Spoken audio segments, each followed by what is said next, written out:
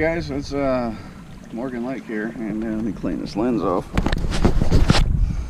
Alright, in the 2011 here, and it is still available for sale. One more test, I finally came down river with it, and it's running really good. I'll go ahead and get out here and pull it out. Let's see how.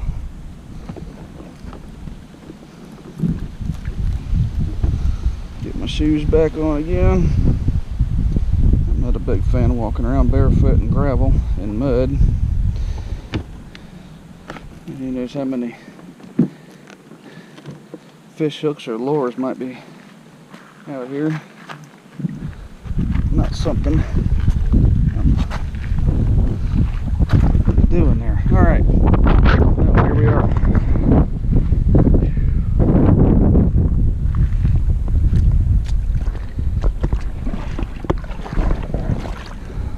And you see the pump. That's the water supply hose. That's where it exits. That is a splash shield. Should any water go back up inside, it's not going to go in the intercooler, which you'll see when you when we get the hood off here. You'll understand.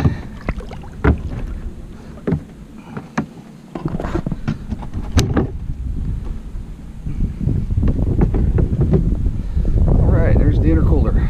So that keeps the air intake temperature around ambient, and the water cool muffler keeps the air temperature inside the engine compartment under control.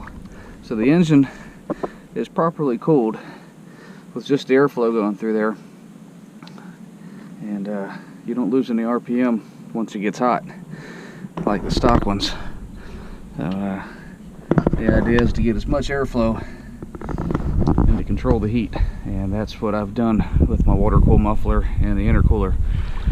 Alright, there you can see the clutch and the remote grease hall bearing. All of the reinforcement on the hull. You see all the brace here on the outside. That prevents the cracks, stops the cracks, and you don't have to worry about any leaking or lost performance, or that's a permanent fix. Right there is where you grease the hall bearing. We have all the weather Deutsch connectors for the ignition switch. Then you have the battery connector. That's the factory kill switch connector, which I still use that. And there's your pull start connector.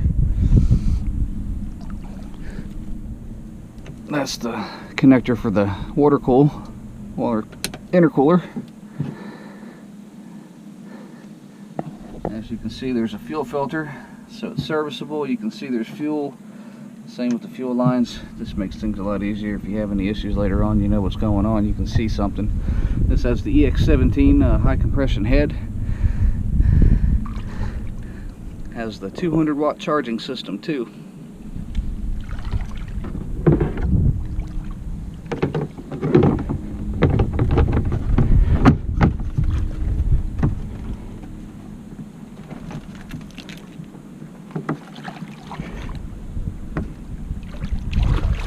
And here we have a storage hatch.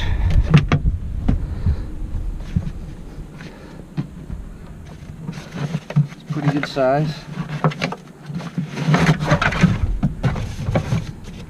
Could fit a lot in there.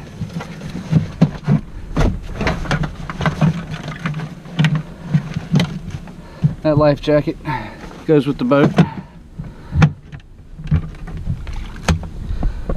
Then you got your paddles. Standard stuff.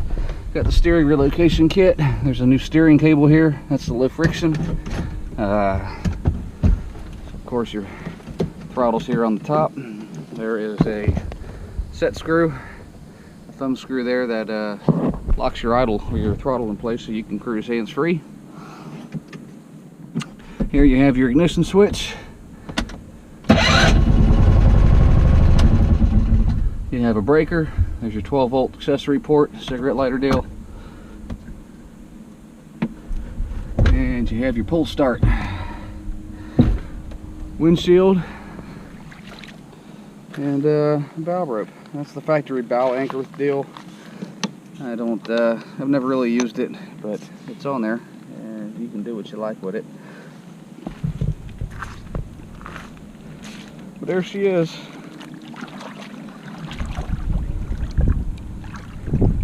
Ready for a new home. Turnkey, ready to go. There's nothing to be done to this boat. It's better than new, and ready to play. Alright, well, it's time to head back to the house. So here we go, more river.